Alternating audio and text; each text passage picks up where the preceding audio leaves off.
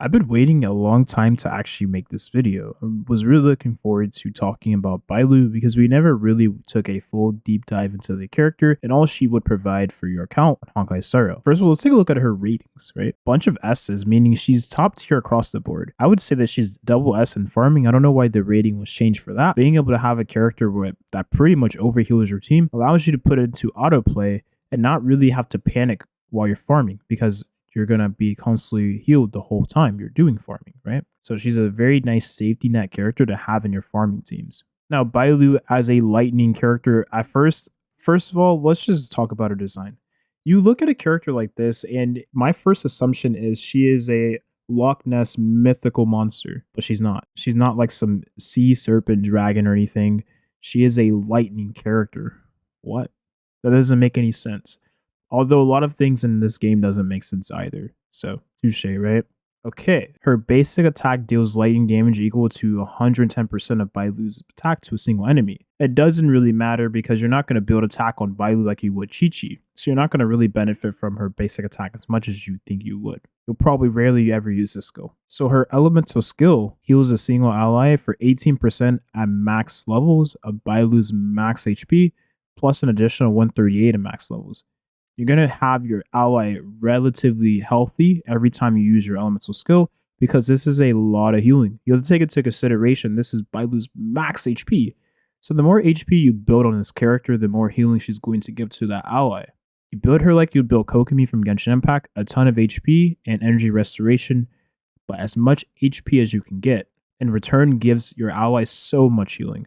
If you have 50k HP, which is not impossible, 50k HP, then you're looking to give your ally around like 1000 healing, which is massive. That's a massive amount of healing. And then she also heals a single ally 2 more times additionally. So after each time she heals, the outgoing healing is reduced by 15%.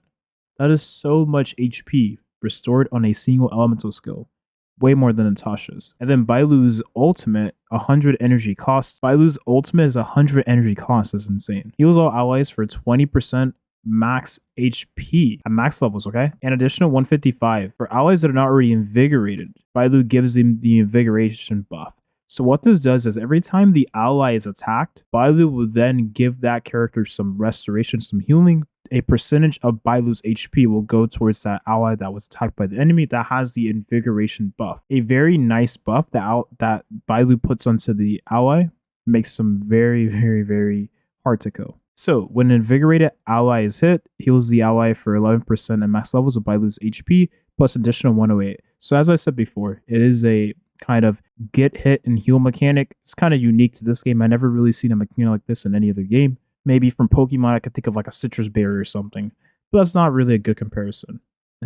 When an ally is knocked down, Bailu immediately heals them for 31% of Bailu's max HP plus 249. So that right there is a revive she puts on the dead ally. That's going to be really good for your frontline tank, the character you probably use to taunt the enemy, or maybe one of your DPS characters get hit. Let's say your Yangqing gets hit by an AoE attack and he dies, which is very unfortunate. You're able to bring him back, resurrect him from the dead, and give him a bunch of healing upon his death. Really, really valuable talent, and no other character in the game currently can do this. That's why she's a really valuable character, because she would trivialize a lot of content with having this revive. It's very important to keep this in mind. In a turn-based game, you cannot dodge. There is no dodge, there is no iframe, and there is no... there is skill issue, but there really isn't any skill issue. So, you benefit from having a character like this that heals and revives your ally that takes the damage.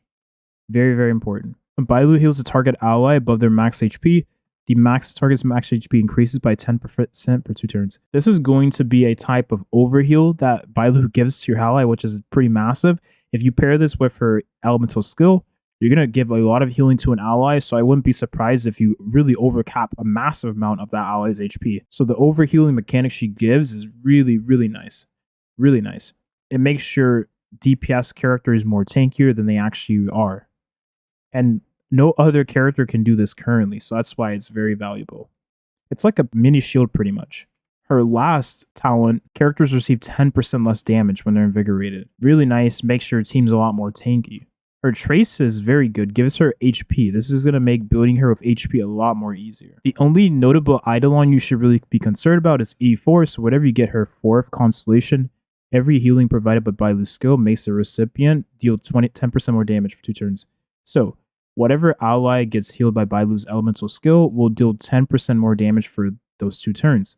And that damage increase can stack to 3 times. So you're going to be looking at a 30% damage boost. Insane, insane, insane. And the Eidolon 6 can heal 2 down allies, so you'll have 2 revives in 1 battle instead of 1, which is cool, right? But it's not really as awesome as the Eidolon 4, Constellation 4 in my opinion. But this will help a lot of players that struggle in harder contents in the game. She has the same base speed as, or around the same base speed as Bronya, but you ideally want to give her as much HP as you can. That's very important.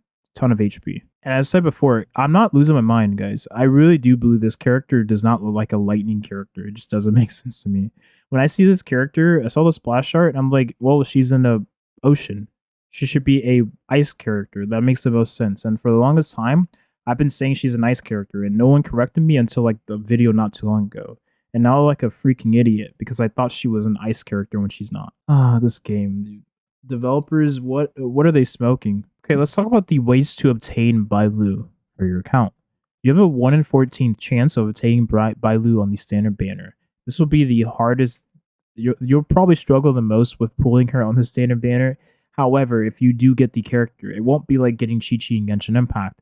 You'll be presented with a much more valuable character that does much more with Constellations. Unlocking that E4 Eidolon is a lot more of a power DPS boost for your DPS characters.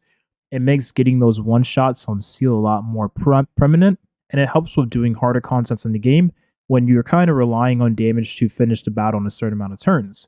When you see the Spiral Abyss and Honkai Star Road, you will understand what I'm trying to say. You can also obtain Bailu on the limited banner, so if you lose your 50-50 to Jingwan, let's say, or any other character limited going forward in the future, you have a 50% chance at pity to lose the 50-50 and obtain Bailu, which will be a 1 in 7 chance, right? Because there is 7 different standard banner characters you can pull currently in the banners, right? And so with that being said, if you get Bailu instead of the limited character, I would be a little disappointed because she is a standard character, not a limited, right? You're probably pulling on this banner because you want big macho papa, right? And not being able to get him on the banner would be disappointing, but Bailu is an extremely nice character if you don't already have 1 copy of her. Next up, you can obtain her in your standard banner pity selector, 5-star selector that is. So when you save up 300 pulls on the banner and you're able to select one of the 7 characters, and Bailu is one of the options. I always say this all the time, Bailu, Bronya, definitely the 2 most valuable options here, hands down. Bailu would probably take the cake for the most valuable option for every player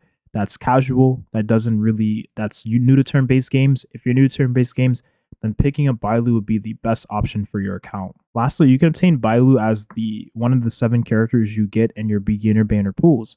The banner I recommend to every player that's new to Honkai Star, or that's new to any turn-based games, right, that doesn't want to reroll, go on this banner and you have a 1 in 7 chance of picking up Bailu. If you get the character, you'll be very, very happy. Having her early on in the game is going to make a lot of the content so much more easier. It will make all the difference.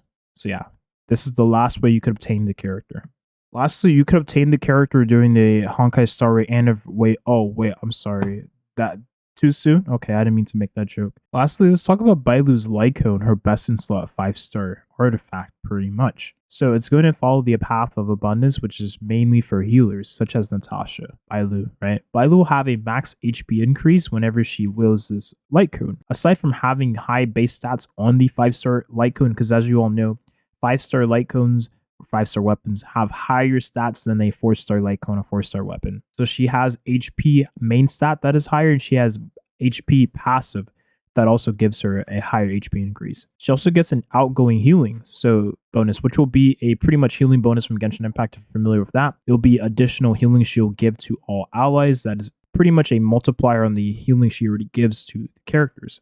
So whenever she heals allies, right? Whenever Bailu heals an ally, that HP is going to build up into a kind of like vault, I want to say. And then whenever an ally launches an attack, a random attacked enemy takes additional damage equal to 50% of the outgoing healing value. So that vault of healing that she has build up whenever she heals an ally, whenever that ally launches an attack, or any ally on your team, that is, launches an attack, they will deal additional damage. That is 50% of the outgoing healing value. So that's going to be an additional damage percent on top of the damage they already deal in the kit, which is pretty massive. So being able to give an additional damage to your allies is pretty nice. Think of it as Ocean Clam set from Genshin Impact. Wherever you have outgoing healing bonus, and the bonus healing that you have will in turn turn to damage for your team. So Kokumi uses it, Qiqi uses it. It's additional damage on top of the healing you already do. So overall, this character is very valuable. Getting Constellations for this character wouldn't really be disappointing, because you'll always be striving towards unlocking that next goal of obtaining more value for the character, which would then in turn make more value for your other characters in that team comp. But anyways, I'm going to end the video here. Thank you all for watching. I hope you got something out of this, and have a nice rest of your day. Peace.